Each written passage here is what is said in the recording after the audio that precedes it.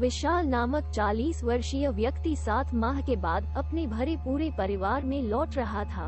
विशाल शहर से बाहर नौकरी करता था। 7 महीने का अपना पूरा पैसा इकट्ठा करके वह अपने घर लौट रहा था। उसके परिवार में उसकी पत्नी थी और 2 बच्चे। विशाल रेलगाड़ी से अपने घर का सफर तय कर रहा था। रात काफी हो चुकी थी। ट्रेन में सवार सभी लोग अपनी अपनी बर्थ पर सो रहे थे, मगर विशाल की आंखों में नाम मात्र को नींद नहीं थी। इसका सबसे बड़ा कारण उसे घर जाने की खुशी थी। घर जाने की खुशी में विशाल को नींद नहीं आ रही थी। विशाल के अलावा एक व्यक्ति ऐसा और भी था जो सोया नहीं था। उसकी बर्थ के सामने वाली बर्थ पर ही वह व्यक्ति बैठा था। अपने सामने चुपचाप बैठे व्यक्ति को विशाल ने देखा तो जाना कि वह ड्रैकुला की कहानी पढ़ रहा था। विशाल को लगा कि उसके सामने जो व्यक्ति बैठा है वह किताब पढ़ने के माध्यम से अपना वक्त बिता रहा है। शायद उसे भी नींद नहीं आ रही है। विशाल को लगा कि वह क्यों न अपने सामने बैठे व्यक्ति से बातचीत करने में अपना समय गुजारे। इसी इरादे के साथ विशाल ने उसे पुकारा। भाई साहब। किताब पढ़ रहे व्यक्ति ने उसकी आवाज को अनसुना सा करके उस पर कोई ध्यान नहीं दिया। भाई साहब। दूसरी आवाज पर उसने किताब नीचे करके विशाल को सपाट दृष्टि से देखा। उसके चेहरे पर भी सपाट भाव ही थे।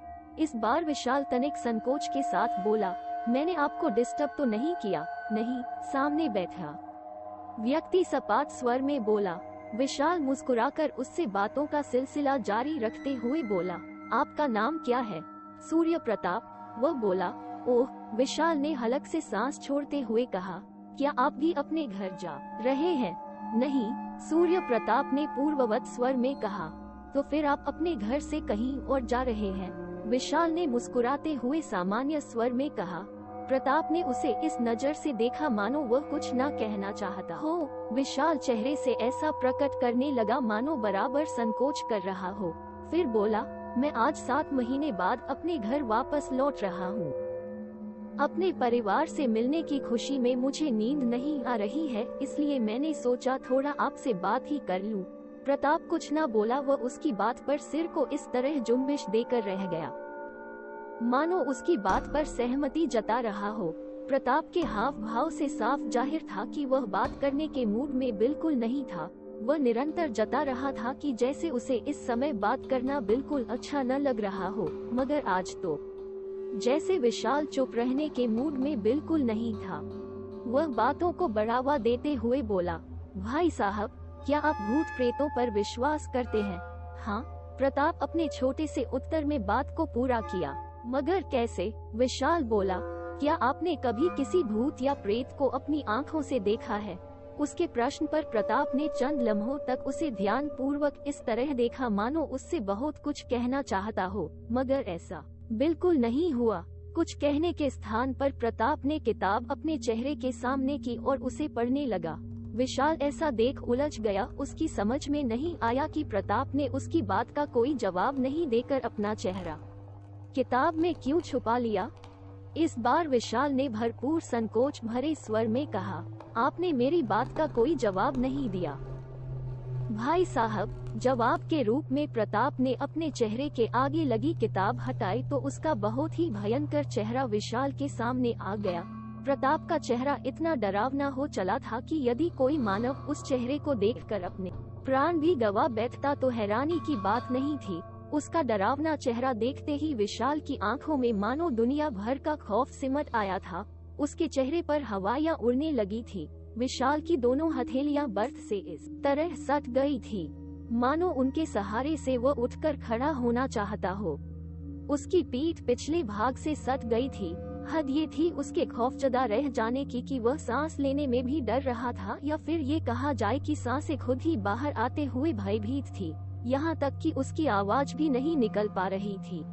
विशाल जान गया था कि उसके सामने मौजूद प्रताप कोई मनुष्य नहीं बल्कि एक भूत है।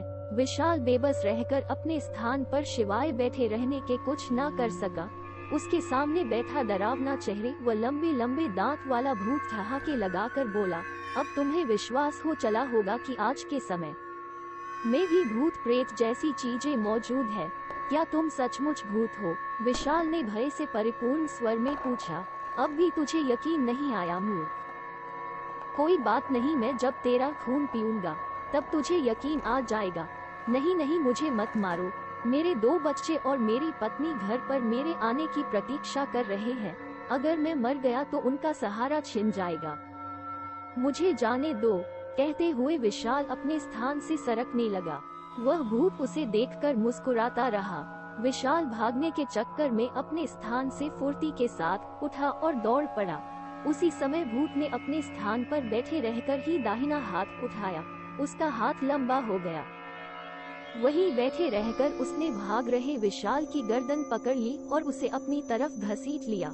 विशाल चिल्लाया, बचाओ बचाओ। उसकी पुकार सुन रेल में सवार सभी यात्री उसके पास चले आए। विशाल ने देखा कि उसके पास आए सभी यात्रियों के चेहरे भी बहुत डरावने हो चले हैं। अब उसे ये समझने में ज्यादा वक्त न लगाकर ट्रेन में सवार सभी यात्री भूत हैं।